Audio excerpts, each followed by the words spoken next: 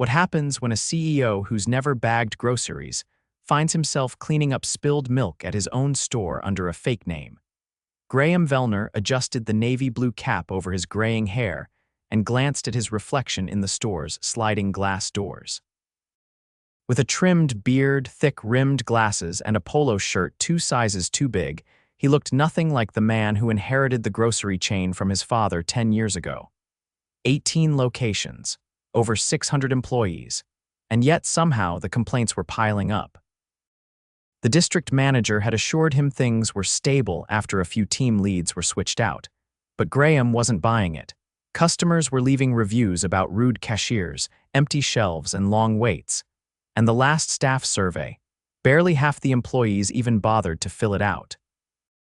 So here he was, going undercover as Greg, a new part-time trainee sent from corporate to help with the summer rush at Store 12, one of the oldest and busiest locations. He'd never met these employees before. Most of them probably didn't even know what the CEO looked like. That was the benefit of a company this size. His face wasn't plastered on walls, and he'd rarely stepped foot in this particular store. "Name?" asked the woman at the service desk without looking up. "Greg. I'm supposed to start today," he replied. She gave him a once-over, then waved him toward the back. "Clock in. Ask for Mitch. He's the floor manager." The store smelled like overripe bananas and cleaning spray. Graham passed a flickering light in aisle 7 before finding Mitch near the stockroom, arguing with a delivery guy. "She said 3 crates, not 2. What do you want me to do with this math, man?" Mitch snapped, waving a clipboard. The delivery guy shrugged and walked off. Mitch turned and looked at Graham. "You the new help?" "Yeah, Greg, from corporate." Mitch rolled his eyes. "Great, another temp." "Follow me." Graham followed him through narrow aisles and into the back room. Mitch didn't explain much, just shoved a loose apron at him and pointed toward the front. "You'll bag for lane 4. Don't talk too much, don't mess up, and if you see something on the floor, clean it." Lane 4 was already backed up. The cashier, a young woman with a tired ponytail and quick hands, didn't even look up. "You Greg?" she asked. "Yeah, cool, I'm Lacey. You bag, I scan." "You okay with that?" "Absolutely." They worked in silence for a while. Graham fumbled with a few items, putting bread under a watermelon, and earned a quick glare from Lacey. "Flip the order," she muttered. "Heavy stuff first. You're gonna crush someone's lunch, right?" "Sorry." She didn't say much after that, but she didn't slack either. She was fast, efficient. Every time a customer had a question, she answered it. Every time a kid acted up, she smiled. One lady didn't have enough for her total, and Lacey quietly covered the rest from her own wallet without saying a word. 2 hours in, and Graham was already sweating. Literally. The store's AC was barely working, and Mitch hadn't said a word since dumping him at lane 4. A customer accidentally knocked over a gallon of milk near the freezer section. Lacey turned to Graham. "Can you grab the mop? It's in the back next to the loading dock." Graham nodded and jogged to the back. On the way, he passed Mitch, who was leaned against a wall on his phone. Someone spilled milk. Lacey asked me to grab the mop." Mitch didn't even look up. "You clean it. That's what you're here for." By the time Graham returned with the mop, the milk had spread across the aisle. A little girl had slipped and was crying. Lacey was already there, helping her up and comforting the mother. Graham mopped in silence, heart pounding. This wasn't what he expected. Later that afternoon, as the wave of customers slowed, Lacey leaned against the counter, sipping water. "You new guys never last," she said. "Why's that?" she shrugged. "No hours, no support, management doesn't care. We're short 5 people, so we're always covering. And Mitch, he clocks out early and leaves us with the mess." Graham looked at her. "Why do you stay?" She looked down at her water bottle. "I got bills. And my brother's in high school. I'm helping him get through it. Someone has to." Graham didn't know what to say. Later, as they clocked out, Lacey wiped her brow and smiled faintly at him. "You're not bad, Greg. Keep showing up and maybe you'll make it to week 2. He nodded. "Thanks. I'll see you tomorrow." Walking out into the parking lot, Graham felt a knot in his chest. This wasn't just about bad reviews or some cranky customers. This was deeper. He'd come in expecting to spot a lazy worker or two, maybe a bad manager. Instead, he found someone holding the whole place together with nothing but grit and heart, and no one seemed to notice. The next morning, Graham arrived 15 minutes before his shift, standing outside the store with a bought coffee in one hand and a notebook in the other. He didn't need the caffeine, he barely slept. His mind had been spinning all night, replaying the image of the girl who slipped, the mop in his hands, and Lacey kneeling beside the child with more composure than most executives he'd met in boardrooms. Inside, the lights buzzed overhead as the store slowly came to life. The opening crew was already busy unlocking fridges, restocking baskets, and replacing the cracked price tags that never seemed to stay put. Graham spotted a tall, broad-shouldered man wearing a faded hoodie and earbuds, silently pushing a pallet of produce toward the front. "Hey," Graham said, stepping toward him. "Where should I drop these carts?" The man pulled out one earbud. "Who told you to move carts? I thought I'd help while things are quiet. You're not on carts. That's John's job."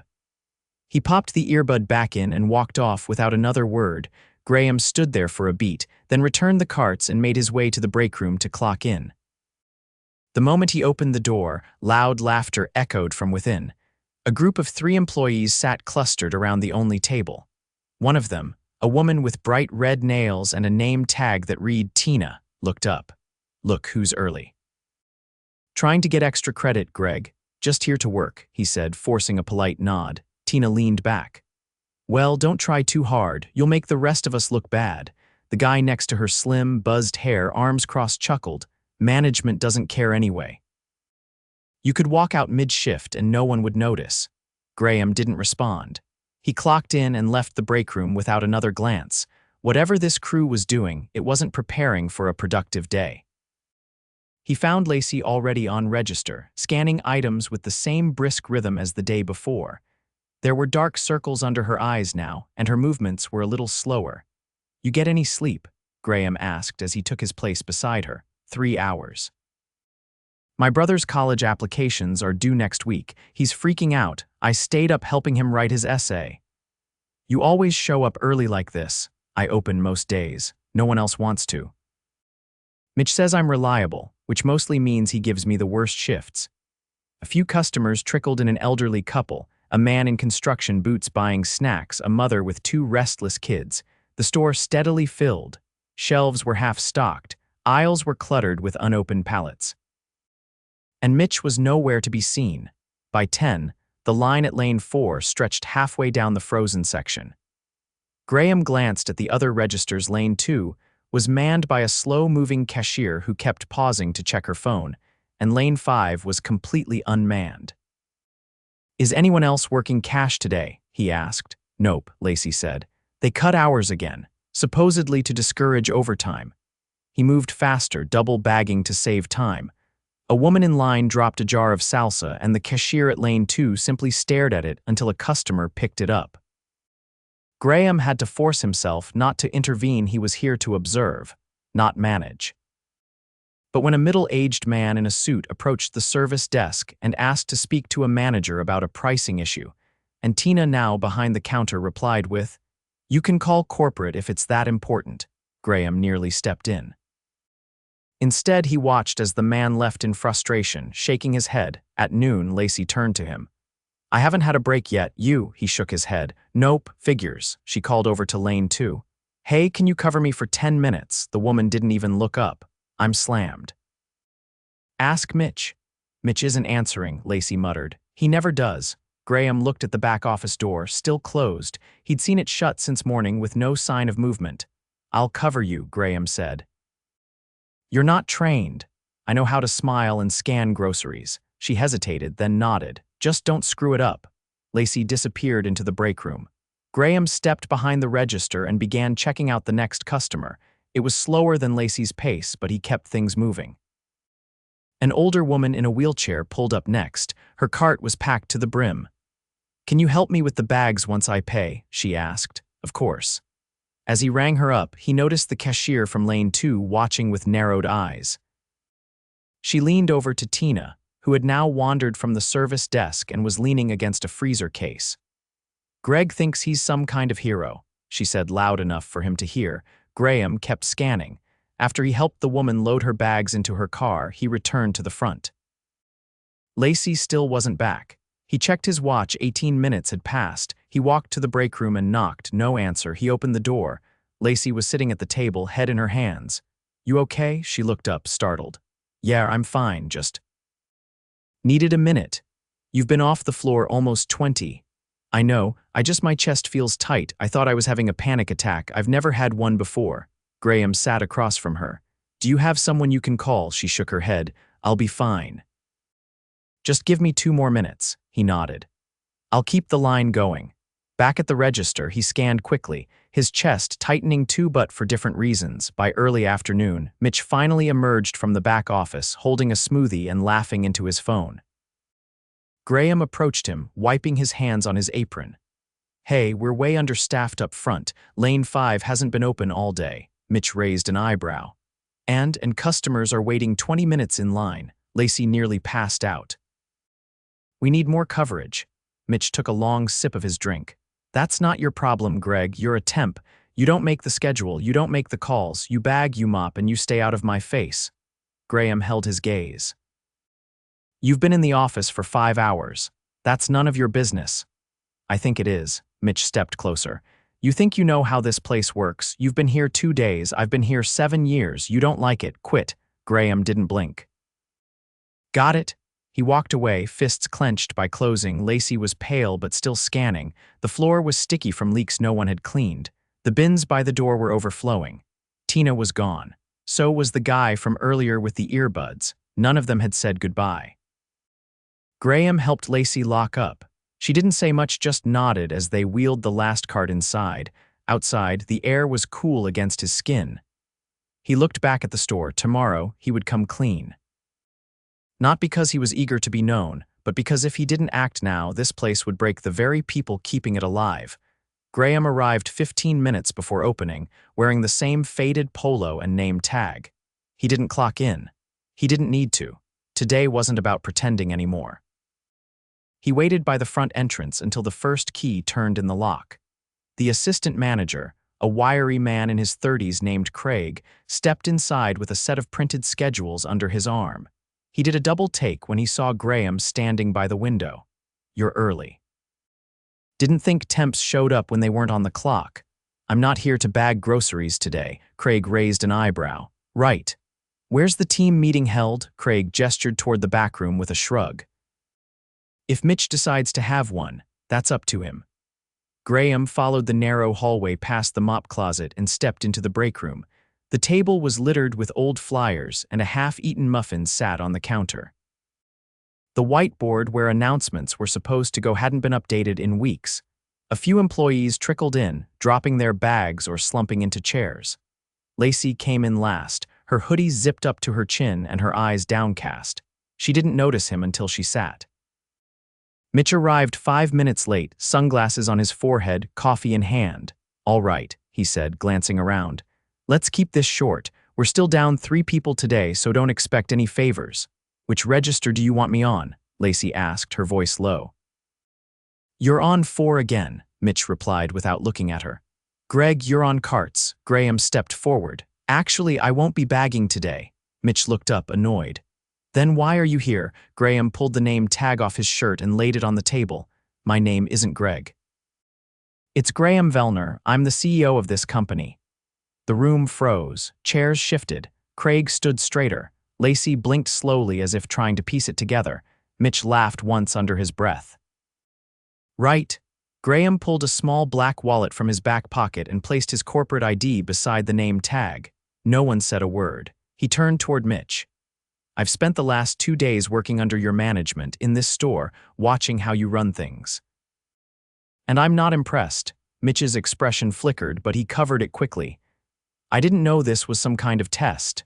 "It wasn't," Graham said. "I didn't come here to test anyone.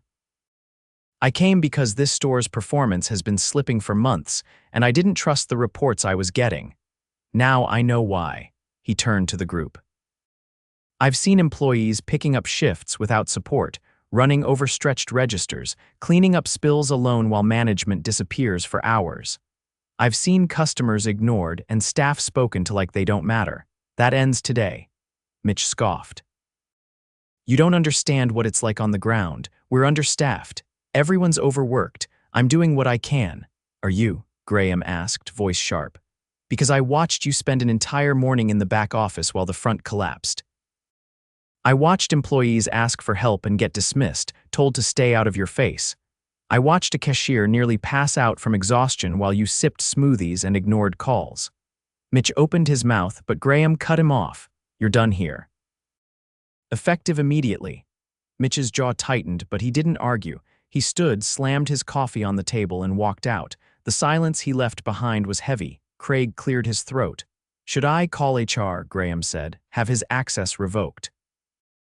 Then get a temporary floor supervisor from the regional pool here by this afternoon. We're not leaving this store without leadership. Craig nodded and stepped into the hallway, pulling out his phone. Graham turned to the stunned employees. I'm not here to fire more people. I'm here to listen and fix what's broken. But I need honesty from all of you. No more pretending things are fine. He looked at Lacey. You've been holding this place together. I saw it. I'm sorry it took me this long to see people like you. She swallowed hard and looked away.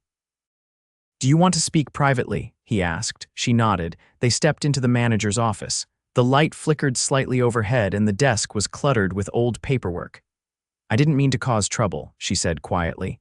I just tried to do my job. You didn't cause trouble. You exposed it, she hesitated. What happens now? You're not alone anymore, he said. First, I'm assigning a full-time operations supervisor to this store, someone competent. Second, we're launching an audit of how scheduling happens across all locations. I want to see who's working when, how often, and why. Her eyes narrowed slightly.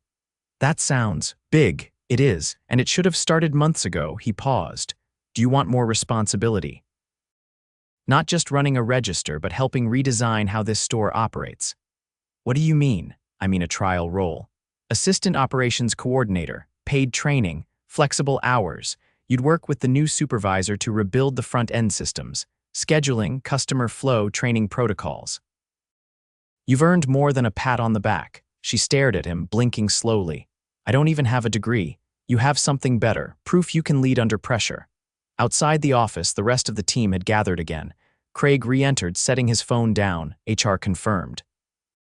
Mitch's access is revoked. Regional backups on the way within 2 hours. Thank you, Graham said. Let's hold a quick store-wide reset. They walked back into the break room together. Graham addressed the staff once more. There's no punishment for being honest with me. If you've been covering for problems, now's your chance to speak up. If you've been trying to do the right thing and getting ignored, that ends now. A young stalker near the door raised a hand. We've been asking for working scanners in dry goods for 3 weeks. Nobody's replaced the busted ones. Graham nodded. Send me the list of broken equipment. You'll have replacements by the end of the week. Another employee, quiet until now, spoke up. The lights in the back room flicker so bad I get headaches. No one's fixed them. I noticed that too, Graham said. We'll prioritize maintenance this week.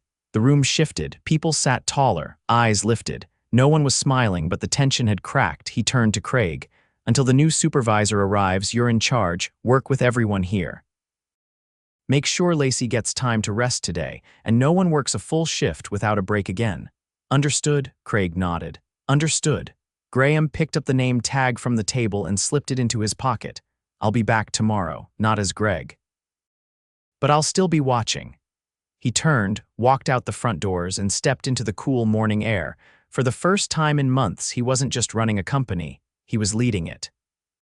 The next morning, Graham returned to store 12 just after 6, this time in a pressed gray button-down and slacks. No apron, no name tag. He walked in through the front like any other customer, but this time, heads turned.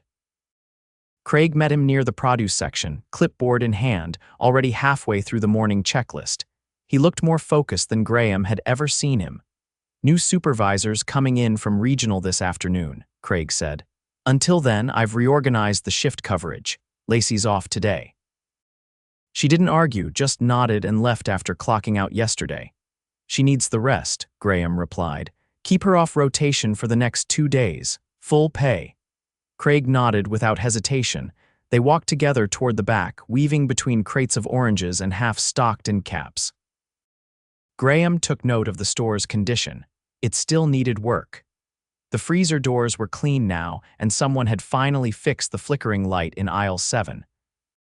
But the staffing shortage was still obvious. 2 registers open, lines already beginning to build, and a loan stalker struggling to unload a pallet of bottled water. "Who's on receiving today?" Graham asked. "John," he volunteered. "Said he'd rather load than deal with the front." "Is he the one with the earbuds?" Craig nodded. "Keeps to himself, shows up on time, doesn't talk much. Let's check in on him." They stepped through the swinging doors into the stockroom. John was there, sleeves rolled up, moving cases with quiet efficiency. He noticed them but didn't stop. "John," Craig called, "this is Graham." John looked up, brow furrowing. "From corporate, CEO," Graham said. "I was working under you this week." "You probably knew me as Greg." John gave a short nod and wiped his hands on his jeans. "Didn't figure you for management. You actually worked." "Appreciate that," Graham said. "I wanted to thank you for stepping up. We're short and you didn't hesitate." John shrugged. "I don't like talking to people. The back's quieter. You ever consider training others back here, teaching them the ropes?" John hesitated. "Maybe, depends who I'm teaching." "Fair enough. If you're open to it, we'll offer you a lead position for stock and receiving. Extra pay. No extra hours unless you want them." John paused just long enough to make the silence feel full, then nodded once. "All right." Graham turned to Craig. "Get the paperwork started." Effective Monday. They left John to his work and circled back to the front where the registers were clearly overwhelmed. One cashier, mid-20s with a tired expression and faded tattoos on her arms, was trying to scan and handle bagging by herself. "Where's Tina?" Graham asked. Craig lowered his voice. "She texted in this morning, said she wasn't coming back, no explanation." Graham didn't react. "She clocked out early yesterday without permission. She was enabling poor behavior and disrespecting both staff and customers. We won't be reaching out to bring her back." Craig didn't argue. Graham stepped up to the register and tapped the cashier on the shoulder. "Take your 15. I'll cover." She looked at him, puzzled. "I'm serious," he said. "Go." She nodded slowly and stepped aside. He scanned items steadily, methodically, moving with a rhythm that matched the line's pace. Customers recognized him now. Some stared, some whispered. He kept his head down and worked. After 20 minutes, the cashier returned. "Thanks," she said. "Didn't think you'd actually do it." "I said I would." She bit her lip. "I'm sorry about how I was the other day. I didn't realize who you were." "I'm not worried about that," he said. "But if you're staying, I'll expect more from you. Fair?" She nodded. "Fair." By mid-morning, the regional supervisor, a tall woman named Dana with a clipboard and quick eyes, arrived. Craig introduced her, and Graham walked through the store with her, pointing out areas for immediate focus. "First priority is the front end," he said. "We're going to create a 3-tier system: lead cashier, support cashier, and rotating bagger. No more single-person lines. We'll train from within and offer incentives for cross-training." Dana jotted notes. "Timeline: 3 weeks for basic rollout, 6 weeks for full coverage. I want progress reports every Friday." "Got it." "Second, we need a zero-tolerance policy posted in the break room and enforced. Disrespect, discrimination, laziness, none of it stays. If someone's not supporting the team, they go." Dana nodded. "We'll draft the policy and circulate it district-wide." Graham stopped near the end cap of canned goods. A customer was asking a question about pricing, and a young employee in a black apron was patiently explaining the difference between store brand and national brand, offering alternatives, suggesting deals. She had to be no older than 18. "That's the kind of interaction we reward," Graham said. "Find out her name. I want her flagged for customer service recognition." Dana made a note. They circled back to the break room, which was now clean, the old flyers removed, and the whiteboard freshly updated with shift notes and a contact sheet. Graham gathered the afternoon team for a quick meeting. This time, no one slouched or leaned back in disinterest. They stood, waiting. "I want to be clear about something," Graham began. "This isn't just a cleanup effort, it's a culture reset. If you're here to collect a check and disappear, this won't be the place for you much longer. But if you're here to work, to help, to build something better, you'll be noticed. You'll be supported." He paused, letting the silence settle. "I made a mistake when I assumed things were fine just because I wasn't hearing complaints. That won't happen again. I'll be checking in regularly, not as a mystery shopper, as myself, and not just here everywhere. A cashier raised her hand. What if we still don't get enough people to cover the floor? We're hiring, but we won't fill roles just to meet headcount. We're looking for the right people. In the meantime, we adjust the schedule smartly. No more skipped breaks, no more single register shifts. We pace ourselves and we protect the team. Another voice spoke up, this time from the back row, the assistant stalker. What if someone keeps sandbagging, like dragging their feet so others pick up the slack? Then we document it, Dana said, and we act on it, warnings once. Then termination, Graham nodded. We're not punishing mistakes, we're removing patterns of disrespect. There's a difference. He dismissed the group, then turned to Craig. You've stepped up this week. If you want to stay in management, we'll enroll you in the accelerated training program. It's rigorous, but you've got the head for it. Craig's eyes widened slightly. You want me to run a store, eventually. You're not there yet, but you've shown initiative. That's the first step. Craig nodded firmly. I'm in. As the afternoon wore on, Graham stayed nearby but not in the way. He watched Dana meet with each team member individually. He saw John walk a new stalker through the backroom layout with quiet patience. He noticed the cashier from earlier, a woman who hadn't said much all week, gently help an elderly man find his missing loyalty card. At 4, Lacey came in not to work but just to check in. I heard the new supervisor came, she said, standing near the front windows. She did. Good fit so far. I also heard I'm off until Friday. That true? You've earned it. She hesitated. I don't know what to do with time off. Try breathing. Then sleeping. Then maybe something that makes you laugh. She looked away for a second, then back at him. You really meant it. About the leadership role, I don't say things I don't mean. I've never led anything before. You've already been leading, you just didn't have the title. She didn't smile, but her eyes softened. I'll think about it. Take your time, but don't wait too long. We need people like you. She nodded and stepped out into the parking lot. Graham stood by the doors, watching her go. The store behind him wasn't fixed, not yet. But it was changing. And for the first time in a long time, that change felt real.